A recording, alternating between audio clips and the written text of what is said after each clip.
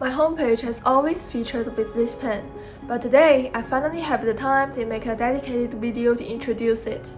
It is quite different from the colorful syringes I introduced before. Let me show you. This is the GanShuLin insulin pen. And the first thing you'll notice is heavy, but not in a bad way. It's metal, solid. Listen to that, that's not plastic. Now the dose dial. This is where it gets interesting. If you have watched my disposable pens video, you know they are light and easy to turn. This one, completely different feel. Every click has resistance. It's not loose, it's not flimsy. You actually feel each unit lock into place. And the sound, super satisfying. That tactile feedback tells you exactly what's happening, even if you're not looking at the window. Now let's talk about the cartridge holder connection. When it's locked in, no wobble, no play.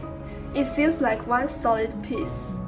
But when you need to separate them, you just give a twist and pull. Comes apart smooth, no force needed.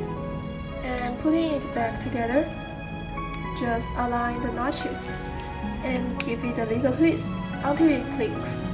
It slides in so smoothly. It's snug, it's secure, and honestly, it's just satisfying to do. And this is a nice bonus. Comes with a hard shell carrying case with a zipper. You throw this in your bag, your backpack, your car. You're not gonna lose it or get crushed. If you're someone who's always on the move and want to keep pen protected, this is a game changer. Alright, here's the biggest difference between this and everything else I've shown you. This pen is reusable. When the cartridge is empty, you just separate the pen body and the cartridge holder. Push the plunger back. Load a new cartridge. And you're ready to go again. If you're looking for something that feels premium and lasts, this is it.